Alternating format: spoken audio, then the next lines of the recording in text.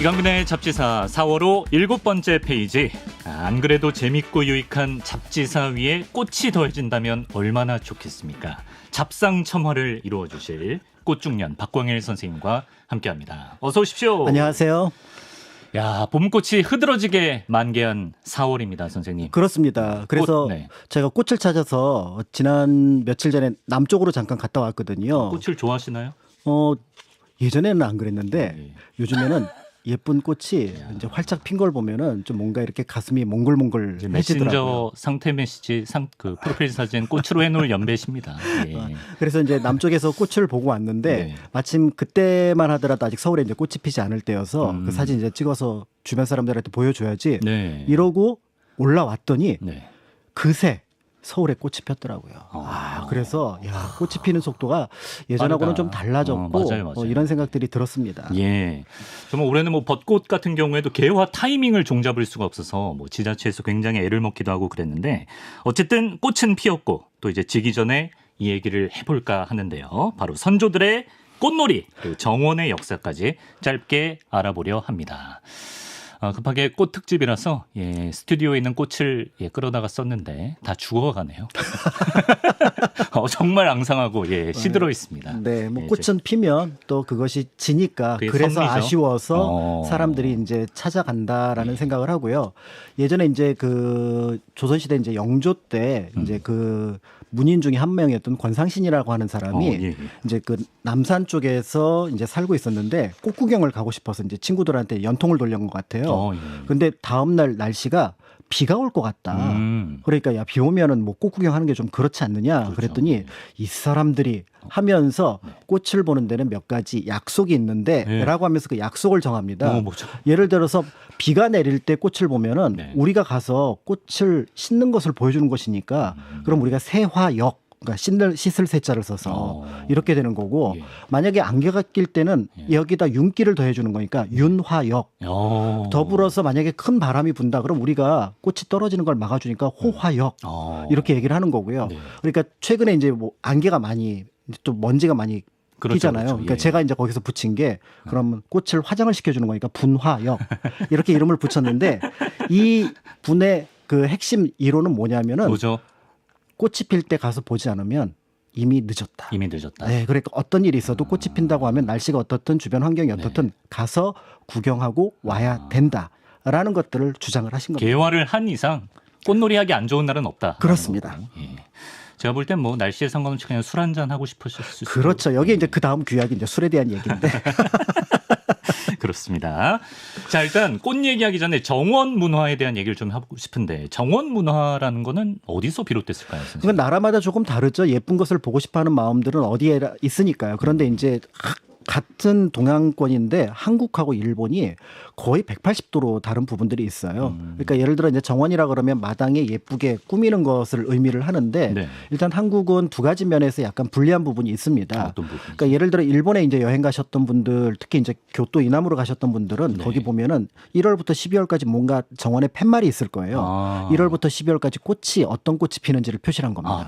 근데 우리나라 같은 경우는 사실은 한 11월부터 한 3월까지는 푸른 기운을 중부지방 이북에서는 볼 수가 없습니다. 그렇죠. 그러니까 일정하게 뭔가 정원을 만들어도 효율성이 떨어지고요. 그다음에 두 번째는 일본은 그 어지간한 행사들은 실내에서 합니다. 그런데 우리 한옥의 구조는 어지간한 행사는 마당에서 해요. 그렇네. 근데 거기다가 꽃을 심어 놓으면 행사를 못 하죠. 행사하는데 오히려 방해가 되죠. 그러면 이제 한국인들이 그럼 우린 꽃을 싫어하는 민족이냐? 절대 그렇지는 않은 거고요. 그렇습니까? 그런데 이렇게 행사를 막 마당에서 놀다가 담장 밖을 이렇게 멀리 보니까 산과 들이 울긋불긋한 거예요. 우린 70%가 산인데. 그렇죠. 집 밖에 나가면 산이거든요. 비싼 가면 되는데. 그러면 이제 여기에다 찬압 들고 술병 들고 넣어가지고 이제 그 나들이 이제 함을 만들어서 이제 가서 거기에서 친구들하고 노는 거죠. 그러니까 이제 일본이나 이제 유럽 같은 경우는 정원이라고 하는 것을 만들었지만 우리는 그러면 거기에다가 돈을 모아서 정자 하나 짓자. 아, 정자를. 그렇죠. 우린 정자의 나라지. 그렇죠. 정자 하나 지으면 주변 예. 풍경을 우리가 다 끌어오거든요. 뒷산이 내 정원인 예, 거죠. 그거를 이제 차경이라고 표현을 하기도 하는데 네. 이런 방식으로 즐겼기 때문에 그래서 굳이 정원 문화는 발달하지 않았지만 꽃을 보는 방식은 조금 더 호방하게 스케일이 크네요. 그렇게 볼 수 있습니다. 심지어 저는 고등학교 때도 학교가 산 속에 있어서 가끔 이제 땡땡이를 쳐도 정자에 가서 놀았습니다. 그렇죠. 그럼 도룡정이라고. 그럼 이제 자연스럽게 그 옆에 뭐 진달래도 피고 그 옆에 또 뭐 그 개나리도 피면은 자연스럽게 꽃놀이가 되는 거죠. 그럼 또 뭐 술도 주머니에. 아, 무슨 말씀이세요? 그렇고요. 자, 어쨌든 우리는 자연이 곧 정원이기 때문에 밖으로 도는 놀이 문화가 더 발달했을 수 있다. 이런 분석인데요. 실제로 우리 민족이 놀러 다니기를 좋아했다는 기록이 곳곳에 남아 있습니까? 그렇습니다. 그래서 삼국시대부터 놀러 다니는 거 꽃이 필 때는 마음이 들썩들썩 가만히 있을 수 없다라고 해서 네. 일단은 이제 꽃이 피면 지금은 이제 약간 꽃중년부터 움직이기 시작하지만 예. 그래도 꽃에 반응을 하는 거는 여성분들이죠. 아, 그렇죠. 아무래도. 예, 여성분들이고 특히 이제 조선시대를 거치면서 여성들이 나들이 할 기회가 없는데 꽃이 피었대요. 네. 담장 밖으로 보이잖아요. 그렇죠. 진달래가 올라오고 개나리가 피고 마음이 동하죠. 그렇죠. 그래서 화전. 그래서 꽃을 화전. 넣어서 찹쌀 가루에 해가지고 전을 부쳐 먹는 이 놀이가 이미 삼국시대부터 있었고요. 네. 그게 이제 자연스럽게 고려 조선까지 넘어왔는데 조선시대 여성들에게 이 화전은 봄을 맞이하는 가장 중요한 행사 중에 하나였다고 합니다. 그래요. 그래서 보통 이제 음력 3월 3일 삼진날 즈음이 되면은 이제 그 전에 이제 게를 보통 부어 놓거든요. 화전 게를 부어 놓습니다. 아, 예. 그래서 이제 돈을 모아가지고 연통을 합니다. 동네마다 약간 분위기는 달랐다고 하는데 네. 한 30명에서 한 60명 정도의 부녀자들이 야, 스케일 크다. 네, 참여를 하고요. 네. 그다음에 이제 미리 거기 가서 먹을 음식, 그다음에 거기 화전 붙일 재료, 그리고 더불어서 약간의 악기. 악기요? 네. 직접 연주를 하면서. 그러니까 그 장고라든지 이런 게 있어야 예. 꽃을 보면 흥이 나죠. 예. 화전을 먹고 화전을 보면 술 한 잔을 해야 되고 그렇죠. 술 한 잔 하면은 한가락 해야죠. 한가락 해야 되잖아요. 그래서 이 풍류를 하는데 그래서 이제 여기에 이제 센스 있는 동네와 네. 이제 센스 없는 동네의 차이점이 있거든요. 센스 있는 동네는 네.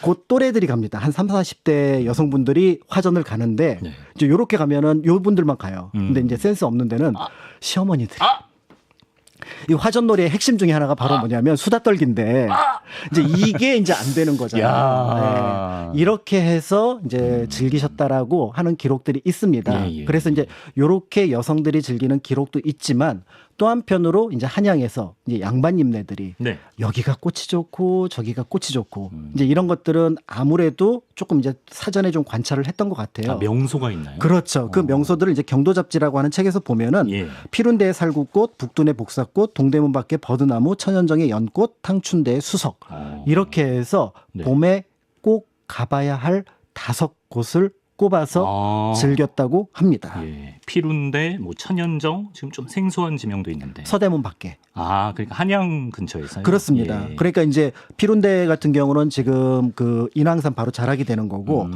북둔이라고 하면 지금 이제 성북동 일대를 가리키고요. 예. 그다음에 동대문 밖에 버드나무, 그다음에 천연정은 서대문 쪽, 그다음에 이제 탕춘대 같은 경우는 세검장 위에를 가리키는 겁니다. 지금도 유효한 스팟인가요? 지금도 유효한데 좀 달라졌겠죠. 일단은 피룬대는 이제 배화여자대학교 안에 있어서 뭐 조금은 접근하기 어렵고요. 어렵고.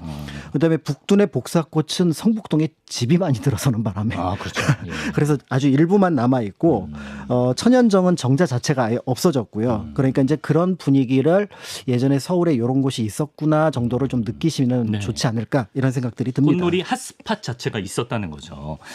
자, 그리고 이제 한양에서 이런 꽃놀이와 연결해서 널리 알려진 또 놀이 문화가 있는데요. 순성노름이라는 게 있죠. 그렇죠. 이거 봄날 좋은 날 갔는데 피룬대만 갔다 올 수도 없고, 그러니까 그 다음에 그 동대문 밖, 탕춘대 뭐 이런 데만 갔다 올 수가 없잖아요. 네. 그러니까 우리가 그 배가 고파서 중화요리집에 갔는데 짜장면, 쉽죠. 짬뽕, 유산슬 나와야죠. 이제 헷갈리잖아요. 어떤 거 하나를 선택할 수가 없습니다. 예. 그럴 때는 다 시키면 되거든요. 예. 그러니까 이게 바로 뭐냐면 요 일대가 바로 한양 도성을 끼고 있는 곳에 전부 다 어떻게 보면 명소라고 할 수 있으니까 이 한양 도성 18.7km를 돈다.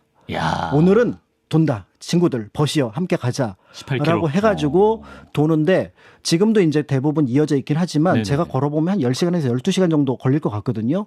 근데 예전에는 그것보다 조금 더 그 상황이 나빴으니까 네. 진짜 온 종이를 투자를 해야 그치. 이 꽃놀이를 할 수 있었는데 네. 그럼에도 이 멋이 다녀온 것을 그 당시 최고의 멋으로 여겼다고 합니다. 지금도 도성길 엄청 잘 돼 있어서 저도 취미 중에 하나고 거의 뭐 셰르파 수준으로 길을 외우거든요. 정말요? 저는 6시간까지 주파해 봤습니다. 그래요? 예. 창의문 거꾸로 올라가 보셨어요? 그 반대길로 가야 돼요. 반대길로 가야 돼요. 그렇죠. 창의문 창의문에서 숙정문으로 올라가는 건 반드시 내려와야 예, 되지. 맞아요. 거기 올라가면은 네. 거의 만리장성급이에요. 그래서 예. 거기 이제 그 조금 이제 마음에 안 드는 친구들 이런 사람 있으면 순성 가자 그래서 나는 각오를 했으니까. 예. 그래 창의문에서 거기 올라가면 헤어질 것 같습니다. 그렇습니다. 이런 걸 알려주시죠. 자, 그렇고요.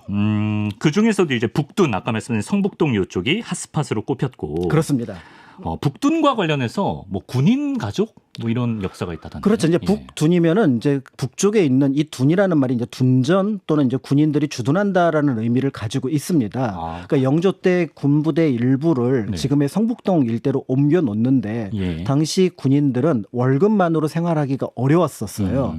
그래서 이제 여러 가지 뭐 둔전을 준다거나 부업거리를 마련해 줘야 되는데 성북동 일대를 가보신 분은 아시겠지만 경치는 예쁘지만 여기 논밭이 없습니다. 예. 그러니까 이제 처음에는 정부에서 뭘 마련하냐면은 이제 빨랫감, 그다음에 이제 예를 들어 궁궐에서 필요한 메주를 쓰는 것, 요런 것들을 그 군인과 그 가족들에게 부업으로 할 수 있도록 하는데 요것만 갖고는 약간 부족한 거예요. 먹고 살기가. 예, 그러면 이제 그 당시 동대문 밖에 군인들이 많이 했던 게 채소를 기르는 거였는데 예. 여기는 채소 기르기도 부지가 별로 안 좋습니다. 네. 그런데 가만히 보니까 산이 이렇게 엄폭하고 또 물도 많으니까 여기 과실수를 심으면 잘 될 것 같은 거예요. 열매나무. 그렇죠. 그래서 이 과실을 내다 팔자. 그래서 살구나무, 자두나무, 복숭아 나무를 심었는데 이게 이제 봄이 되면은 말 그대로 붉은 구름을 만들어서 이 성북동 전체를 무릉도원의 경지로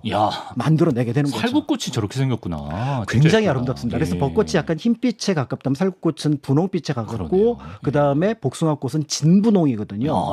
그러니까 점점 훨씬 더 화려한 느낌을 주는데 이것들이 그라디에이션을 만들면서 예뻐지는 모습과 그다음에 약간의 검은 바위 그다음에 막 지금 올라오는 초록색의 빛 이거하고 어울리면은 제가 꽃 옛날부터 좋아하셨던 것 같아요. 아니에요. 그 어느 때보다 진심인데. 근데 제가 보면은 제가 이제 술을 잘 못 마시는 편이지만 그때만은 주변에 누가 있으면은 취하고 싶다. 취하고 싶다. 그래서 그 예전에 이제 학교 다닐 때 이제 바로 저희 학교 뒤쪽이 그쪽 동네였으니까 그러면 갑자기 교수님들이 오늘은 밥을 사시겠다고 그러면 저희는 쫄래쫄래 쫓아가죠.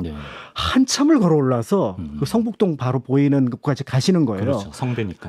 근데 제 느낌에 지금 생각해 보면 교수님들이 꽃 구경을 가고 싶은데 혼자 가시기 민망하니까 아까 그 시어머니 같은 조교 몇 명 데리고 그래 우리는 그거 꽃이 안 보였거든요. 그때는 그때는 음식만 보일 때였는데 지금 생각해 보면 우리 음식 사주시고 교수님들은 꽃 구경을 하시지 않았을까 그런 느낌이 들기도 합니다. 네, 그렇습니다.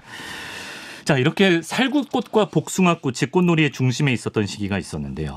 그럼 언제부터 이게 벚꽃놀이 문화로 대체가 된 걸까요? 그렇죠. 그러니까 자연 속에 이렇게 뭐 필요에 따라서 또는 자생적으로 과실나무가 있었고 그것이 이렇게 뭔가 이렇게 봄이 됐을 때 이렇게 좀 화려하게 피어나는 것들은 사람들에게 이제 조그만 감동을 주는데 그런데 그게 이제 예를 들어 이 꽃이 피었다가 질 때쯤이면 또 다른 꽃이 피고 약간씩 그 시간 차이가 있거든요. 그렇죠. 그러니까 그거를 우리는 자연스럽게 즐겼습니다.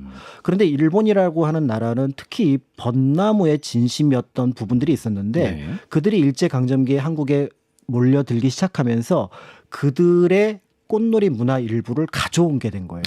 그래서 처음에는 서울에서 그러니까 벚나무가 많은 데를 찾았습니다. 그러니까 우이동 일대에 벚나무가 많았대요. 그래요? 그래서 거기로 이제 일본 사람들이 놀러 갔었는데 그런데 이제 1909년쯤에 창경궁을 창경원으로 바꾸는 작업을 시작을 해서 그게 11년에 끝납니다. 그러면서 공원인데 이제 궁궐이 아니잖아요. 그렇죠. 그러니까 거기에 있던 여러 가지 시설물들 드러내고 건축물들 드러내고 그 자리를 이제 동물원, 식물원도 만들었지만 동시에 벚나무를 심기 시작한 거예요. 창경원이에요. 그러니까 네. 창경원으로 만든 게 고종을 위로한답시고 만들었죠. 그렇죠. 순종이 이제 1907년부터 창덕궁에 머물렀는데 당시는 창덕 창경궁 아. 구분이 없었거든요. 예, 예, 그러니까 창덕궁은 궁궐이지만 예. 그 옆에 조그만 궁궐인 창경궁은 창경원으로 만든다. 아, 순종. 아. 네, 그렇게 위로한다는 이유였지만 너무 비극적인 역사죠, 우리한테. 순종을 왜 위로해요? 나라 안 뺐었으면 위로 안 해도 되거든요. 그렇죠. 궁이 그렇죠. 원인 제공을 했을 뿐더러. 원인 제공을 자기네가 예. 해놓고 그리고 또 위로한다고 여기다가 동물원 식물원을 만들었는데 처음에는 이제 한국 사람들이 비판을 했죠. 그랬겠죠. 궁궐에다가 정원이 무엇이냐, 그다음에 꽃나무가 무엇이냐. 네. 그러니까 궁궐 안에도 꽃나무는 분명히 심습니다만 이렇게 한 종류를 집중해서 심지는 않거든요. 예. 그런데 이제 시간이 지나서 한편으로 이제 일본 사람들이 즐기는 모습을 보니까 화려해 보였던 부분들이 있고요. 예쁘긴 예쁘거든요. 또 일본이 이제 정책적으로 밀기 시작합니다. 그러면서 그 일대까지 전차를 놓고 그러면서 창경궁 앞에까지 전차가 들어가게 되면서 그리고 이제 대대적인 홍보가 이루어지니까 네. 처음에 이제 궁금해서 가죠. 어. 화려해요. 예. 뭐야? 이건 뭐지?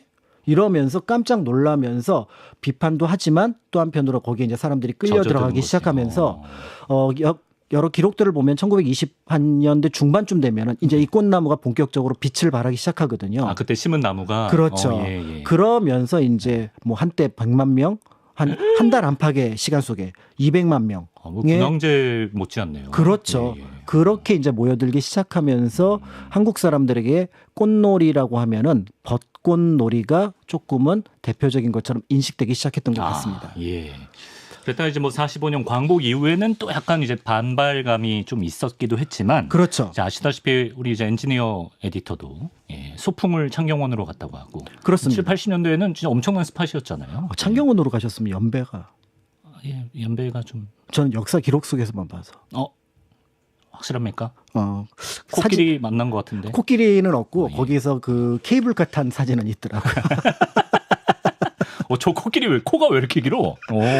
저렇게 그렇죠. 코긴 코끼리 처음 봅니다. 예, 그러니까 예. 지금 우리가 생각할 때는 조금 답답하고 아쉬운 부분이 있는데 1950년대 60년대 한국의 경제 상황을 고려하면은 그 이전에 있었던 정원을 그러니까 창경원을 그 궁궐로 바꾸는 것도 굉장한 비용이 들어가는 부분이어서 쉽게 접근하기는 어려웠습니다. 네. 더불어서 지금은 그 산과 들의 식목이 잘 되어 있어서 어디를 가더라도 경치가 좋잖아요. 그렇죠, 그렇죠. 근데 저 때만 하더라도 식목 시작한 지가 얼마 되지 않았기 때문에 그러니까 산과 들도 놀러 갈 데가 없으니까 테마파크 이런 건뭐 그렇죠. 전혀 그러니까 없고요. 부득이 예전에 일제가 남겨놓은 시설이긴 하지만 또 일반 시민들의 상황을 놓고 보면은 그곳이 이제 즐길 거리가 되었다는 점들을 조금 양해를 하고 그 시대를 보시면 좋을 것 같습니다. 지금의 관점에서 보는 거하고는 조금 다르다고 볼 것 같은데 예. 이제 그럼에도 불구하고 이제 시간이 70년대, 80년대 지나가면서 이건 아닌 것 같다라고 하면서 특히 어떻게 궁궐을 정원 공원으로 만들어 요거는 복구를 시키자 해서 83년에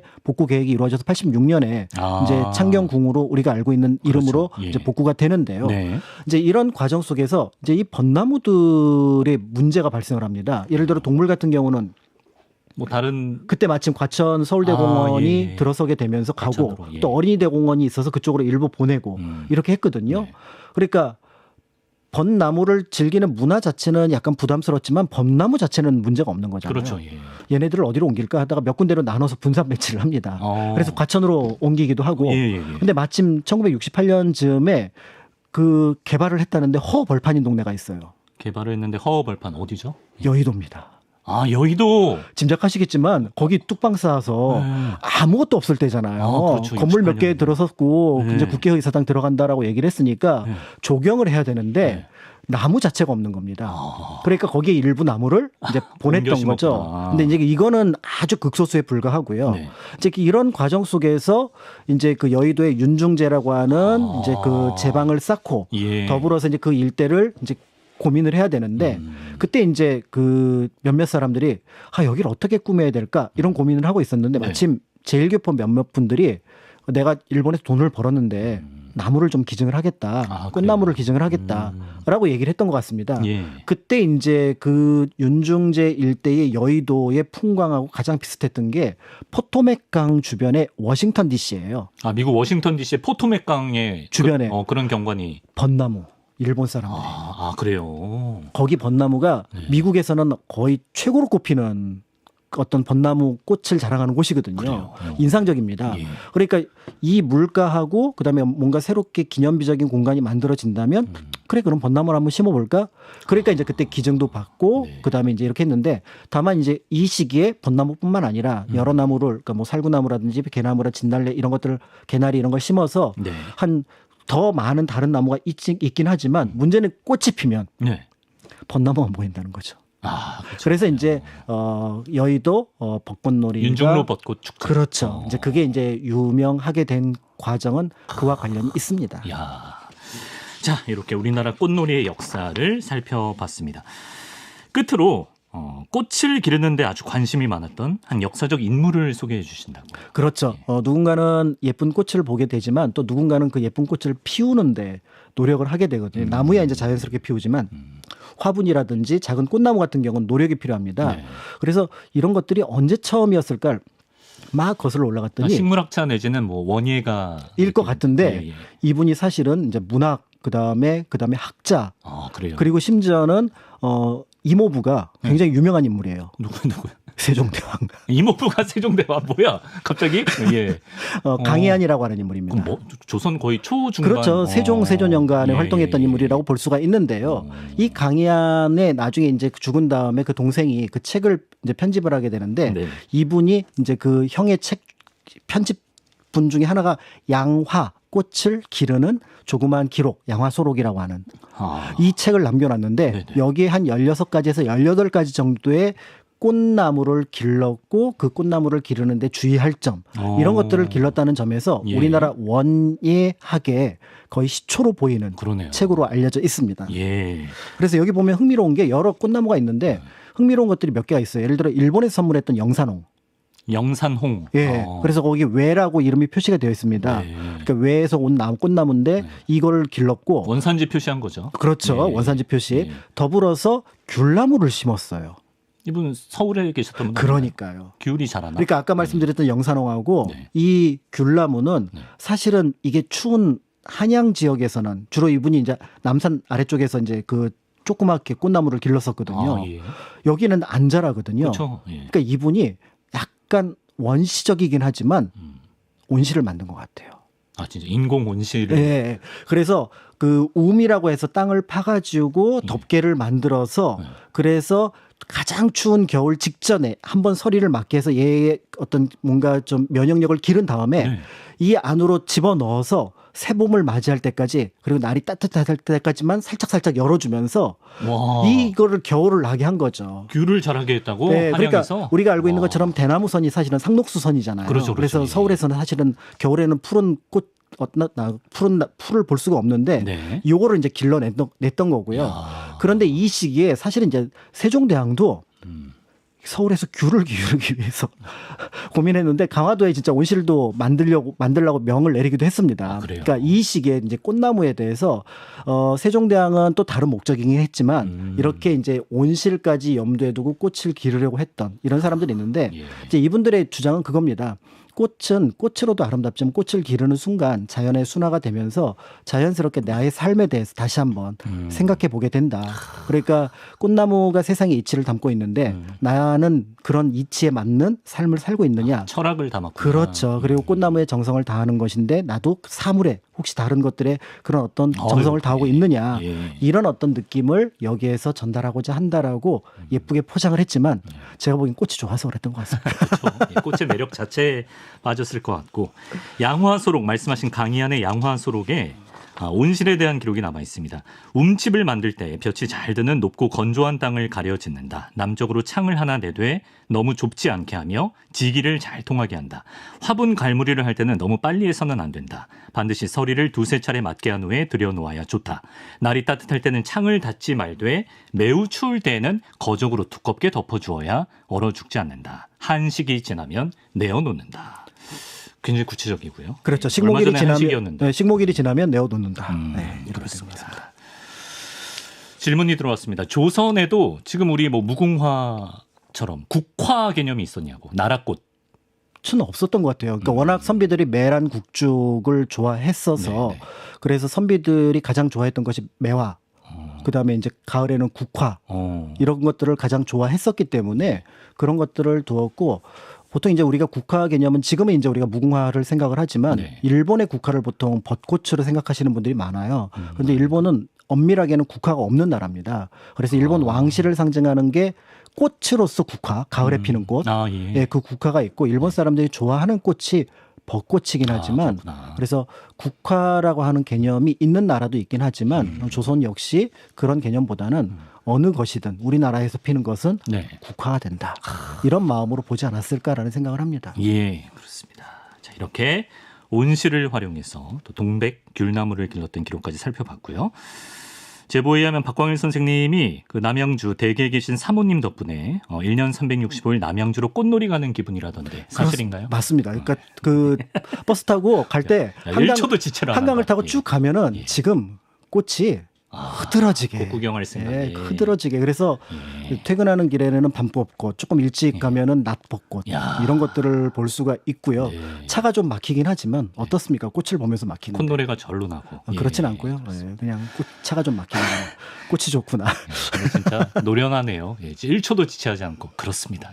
아니 진짜 요즘에 그렇게 꽃나무가 많은 줄 몰랐어요. 어디를 가더라도 목동도 오고 가는 길에 꽃나무가 많고, 맞아요. 여의도 이제 방송국 근처 가도 꽃나무가 많고, 저희 집 주변뿐만 아니라 거의 어느 곳을 가더라도 그러니까 꽃이 많으니까. 지금까지 다른 얘기하고 계셨나요? 사모님 자체가 가장 아름다운 꽃이기 때문에 그것 때문에 즐겁지 않냐고 제가 말씀드린 거였습니다. 365일 피어 있는 꽃. 네. 그렇죠. 집에서 나를 기다리는. 기다리지는 않더라고요. 네. 제가 가서 만나야죠. 그렇군요. 네, 잘 갑자기 온도차가 확 느껴지네요. 잘 모셔야죠.